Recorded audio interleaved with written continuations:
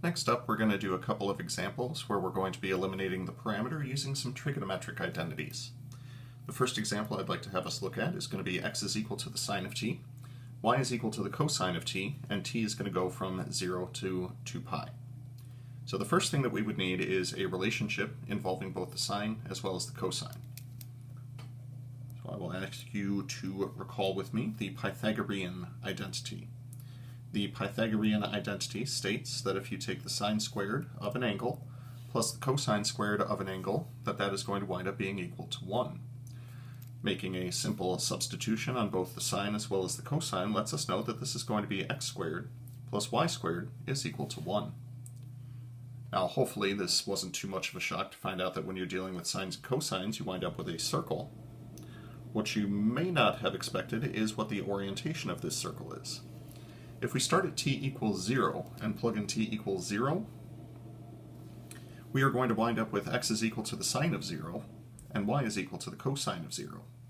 That's going to be 0 and 1.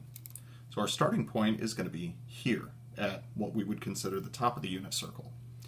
As t starts increasing, for example, if we do t is equal to pi over 2, x would be equal to the sine of pi over 2, which is 1.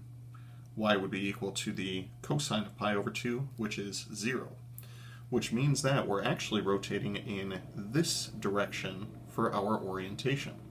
You can verify by plugging in a couple more values, but this seems backwards as far as what we're used to seeing for the unit circle. This is because x and y would normally be x is cosine and y is sine. That's why these wound up backwards. So with those things in mind, let's go ahead and try out the next example. For the next example, we have x is equal to the secant of t, and y is equal to the tangent of t.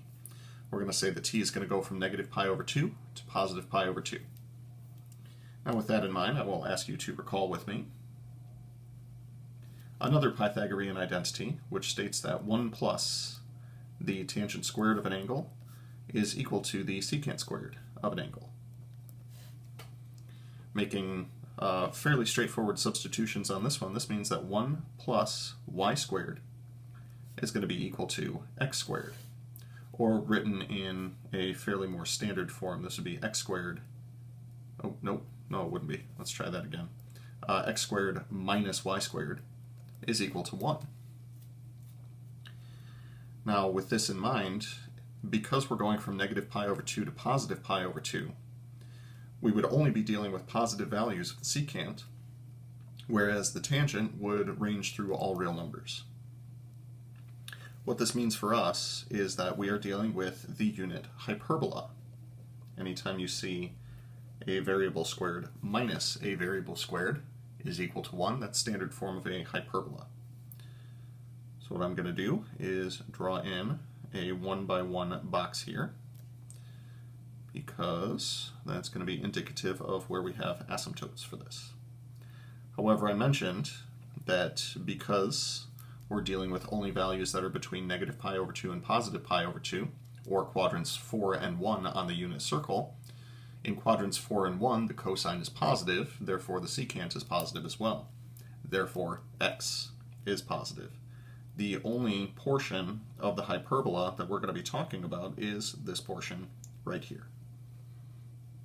And indeed, if you wanted to start plugging in some values of t, for example, t is equal to 0 would give you secant of 0, which is 1, and the tangent of 0, which is 0. So t equals 0 would be right here.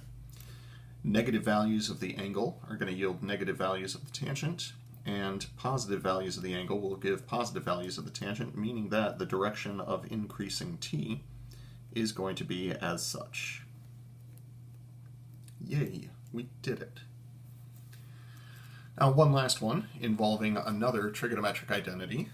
This one is not used quite as frequently, but here we have x is equal to the cosine of t, y is equal to the cosine of 2t, and t is going to range from 0 to pi. Now with that in mind, I will ask you to recall with me the double angle identity for the cosine. The cosine of 2t actually comes to us in 3 different forms. This is the one that I would like to make use of today. The cosine of 2t is equal to 2 times the cosine squared of t minus 1. Substituting y is equal to the left-hand side and x is equal to the cosine of t, we would get y is equal to 2x squared minus 1. However, because of the range of the cosine function, we're also saying that the domain, or the x values, is only going to go from -1 to +1, and that the range, referring to just the y values, is also going to be simply -1 to +1. Now, if necessary, we could also graph this by plotting some points. At t equals 0, we would have the cosine of 0 and the cosine of 0, which would give us an ordered pair at 1, 1. 1, 1 is going to be associated with t equals 0. Increasing the value of t, if we go up to t equals pi over 2, we'll have the cosine of pi over 2 and the cosine of pi. That would give us an ordered pair down at 0, -1. That would be t is equal to pi over 2. And continuing on to t equals pi, this would give us x equals the cosine of pi, which is -1, y equals the cosine of 2 pi, which is +1.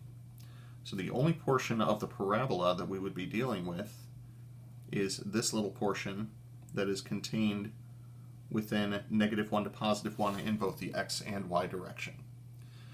Now, if t were to continue to grow beyond pi, all that would happen is that this would simply go back and forth in between these two things, as periodic functions tend to do. However, the direction of increasing t in this case would be from t equals 0 down to pi over 2, and then up to t equals pi. If it were to continue increasing beyond that, it would then turn around and go back toward t equals 0, as t equals pi, 2 pi would be a coterminal angle in that case. That's why I intentionally said we're only going to go from 0 to pi. So yeah, be sure to know all of your trigonometric identities, as they are going to be really helpful in eliminating parameters.